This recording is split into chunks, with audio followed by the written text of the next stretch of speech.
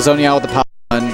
Like, that's one thing I think Helix might get caught up in is you don't want to always grab the banana. Sometimes Sorrow's going to throw a banana out, and that banana's not meant to hurt you. It's meant to distract you. Yeah. And it's basically what he's going to do is he's going to put that banana in a spot that essentially is going to make you go grab the banana, but then Sorrow's just waiting for you. Like, that's all it is. So, and one of those things like that I learned playing Alias as Diddy is that like if you do happen to grab a banana, I definitely would use it for edge guarding, throw it up, like it's really good solid edge guard toward that because it prevents any aerial stuff. So that was a bad DI in. But at the same time, combo DI, survival DI is difficult to swap up sometimes. So yeah, DIing is hard. It is hard. Alright. Helix not quite converting that as much as he probably should. That's a problem that I have as well. Like you see there, like he was hesitant to go in because he had the banana on the ground, he had the peanuts out. Well, no, I was watching, it was a Cephalon and Junebug dissection video. Cephalon's been like 45 minutes watching this set when he played with Junebug. Ooh, Helix getting caught by trying to jab on ledge. Luckily made it back. But one of the things that he mentioned that Junebug loves to do is called Soul Fist. And essentially what Junebug refers to Soul Fist as is throwing out the banana and shooting out a pop gun. So the aerial arcs of pop gun and banana essentially will make it so that it'll cover like two different heights. So, and it makes it difficult because you have two things coming at you. And it's one of those things you're trying to figure out what do I need to do, what do I need to do, and then you got hit. Like, yeah. So Isaiah said don't do that, and he's pretty much right. Yeah, just don't get hit. Yeah, don't get hit. Thanks, right. Isaiah.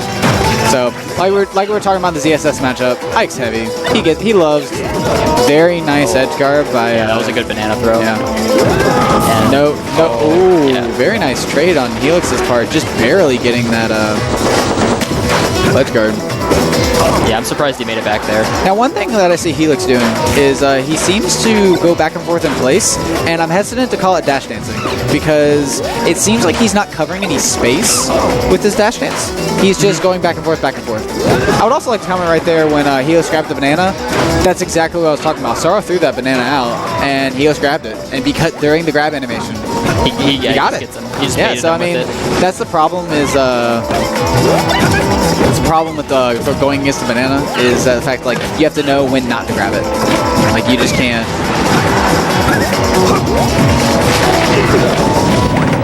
Yeah, Diddy Kong's a tricky character. Yeah. So not a bad option with banana. That's definitely one of those things when it comes to banana if you want to throw it away or if you want to use it yourself. Because if it has a fair amount of life on it, you can obviously use it yourself. But also, if you want to force Diddy to pull a banana, like you'd also throw it away. Yeah. So it's kind of like 50-50 on how you want to really use a banana. If you feel like you can like aerial glide toss and get some good shit out of it, definitely keep on top of it.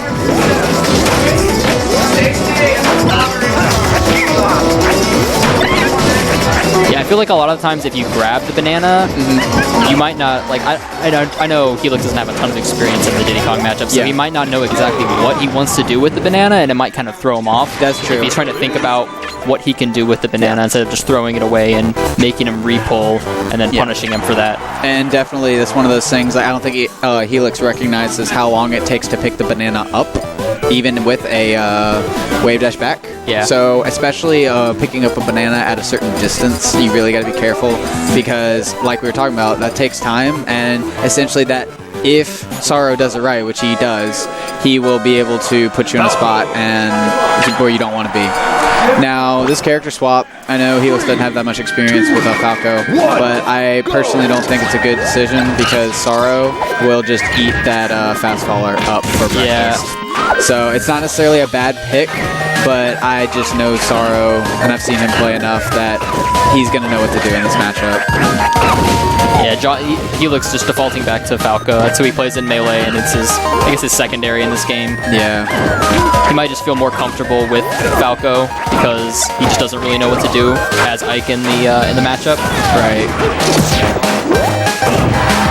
So, but it seems like he's throwing out a lot of things. He definitely needs to just slow down, go through, and make sure that he's throwing these lasers out, that he's keeping center stage, keeping Sorrow from pulling banana. Because that's one of those things. It's not like Peach's turnip. It's like if Sorrow has a banana, it's not the end of the world, unlike Peach in neutral. Yeah. But it's definitely something you have to play the neutral differently when Sorrow has a banana. So, very nice laser forward smash, barely connecting. Going for the back air, but didn't quite guess where the Sorrow was going to land on the platform. And I think that just comes down to lack of experience in the matchup. Yeah. Because, I mean, honestly, that barrel is kind of difficult to know where it's going to end up. And see, yes, that is a common mistake in this matchup that Helix is making, is he's focusing too much on the banana. Sometimes you just got to let it go. You just can't worry about the banana. Yeah, just focus on Diddy Kong and not the banana. Yeah.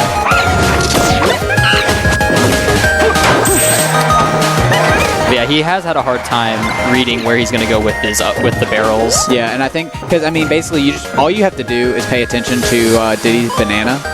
Sorry, Diddy's barrel, the angle at which he lets go of the B-Butt. But at the same time, if you don't know the matchup, you've never really spent a bunch of time playing Diddy, especially if you didn't play Brawl like I didn't.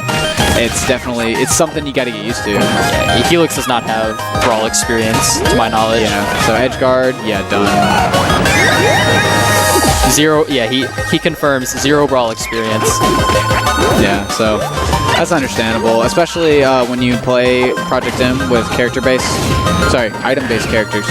It gets a little difficult to stay on top of all the weirdness that can happen, especially things like aerial glide toss, like we mentioned earlier. Because I mean, honestly, if you can aerial glide toss with Diddy in certain matchups, it makes Diddy very sad. So side B to ledge. Why is he going high?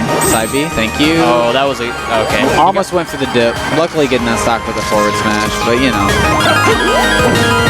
Yeah. I would agree with chat here. Up tilt. Definitely quick, especially with Sorrow approaching with banana.